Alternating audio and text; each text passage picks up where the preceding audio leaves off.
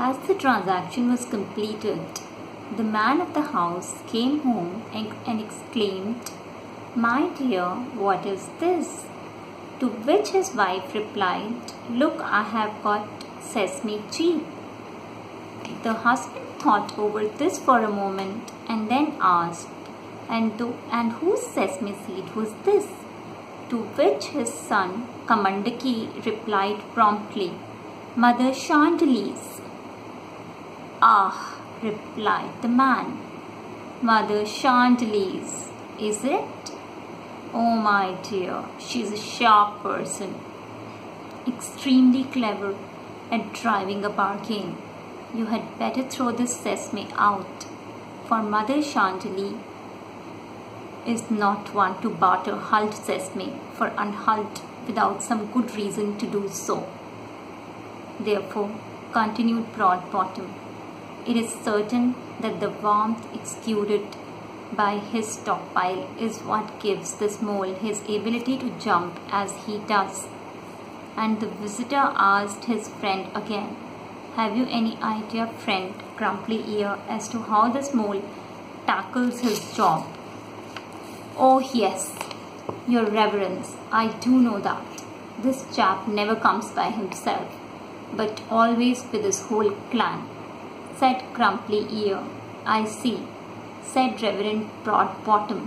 "Now tell me, do you have something in the way of a digging instrument around here?" "Indeed, I do, sir," answered Crumplyear. "Here I have a pickaxe of solid iron."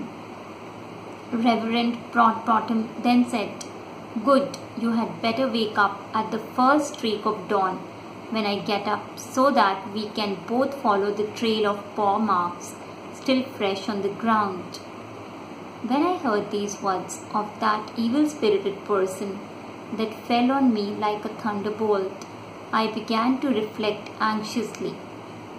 "Oh God, I'm done for this man's word sound purposive. For once he locates my hoard, it is very easy to know the whereabouts of my fortress, and that is his aim. It is quite plain.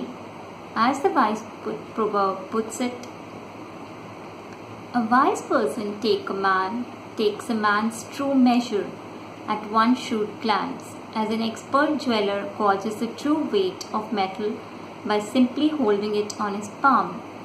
And again, "It is the first stir of desire that points ahead of time to the coming event, reward for good or evil done in former lives.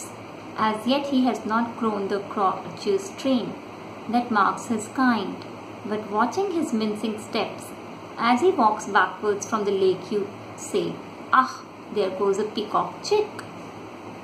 Terrified, I therefore abandoned the road to the fortress and with my dependents started on another path.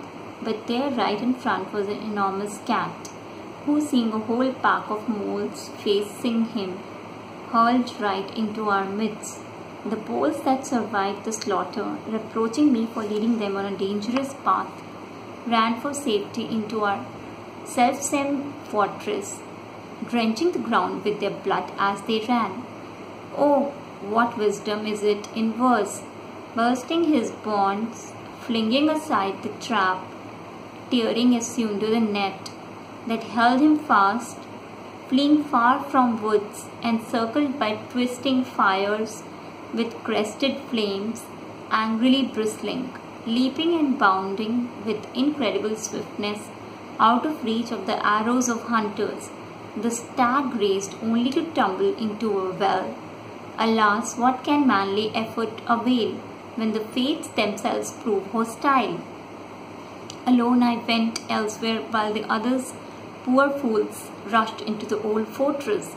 The visiting monk, noticing the drops of blood on the ground, followed the trail through the fortress and fell to digging with the pickaxe, and soon he came upon the hoard over which I had my residence, and the warm odors of which had always guided me back to the fortress. Delighted, he turned to his friend and remarked, "So now, Crumplyear, you can sleep in peace.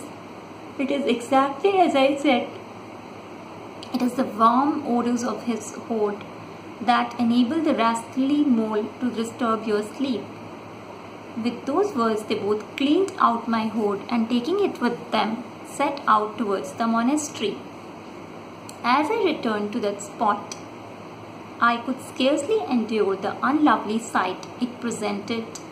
It made my blood curdle. I fell into the anxious thought, "Alas, alas, what shall I do now?" I asked myself, "Where can I go? How can I find any peace of mind?" I spent the day with great difficulty in anxious thought. Then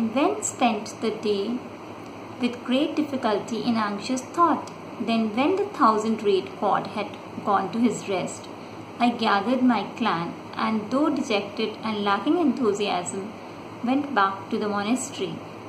On hearing the patter of the pack, Crumplyear began striking the ant's bowl again and again with his old frayed bamboo stick.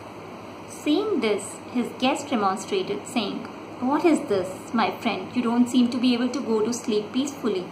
To this Crumplyear replied, "Your reverence, it is that scoundrel of a mole. I am sure he has returned with all his dependents.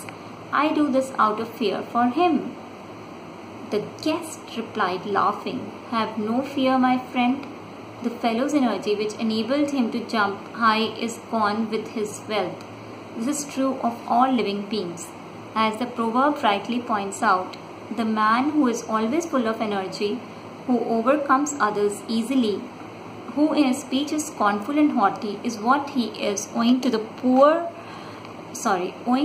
power born of wealth." Hearing these words, I was possessed by such anger that I gathered all my strength and made a desperate leap towards the amp's bowl, only to miss and fall down on the floor.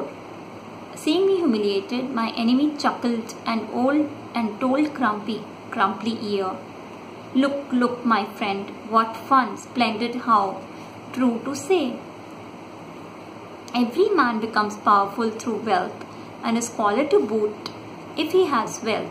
Just look at this mole who has lost his wealth, now a plain mole like any other of his kind. And there is a wisdom in the proverb, like a serpent deprived of his fang, like an elephant not in rut, so is a man lacking wealth man only in name. These words only made me reflect ruefully, alas, what my enemy says is so true, for today I have not the power to jump even a finger's breadth. Ha! What is this fellow's life worth when he has no wealth? Shame, shame upon such a life, as the saying wisely points out. With men of dim intelligence and lacking wealth to boot, all undertakings fail and get lost as little streams in summer too. Barren barley corn, seed of wild sesame, and men lacking wealth, own only in a name, without substance they produce no fruit. Your beggar may be an excellent man, but his other qualities fail to shine, for as the sun illumines all living things, so wealth makes all virtues shine bright. Those born poor into this world suffer less than those who are accustomed to happiness, having possessed wealth, lose it all.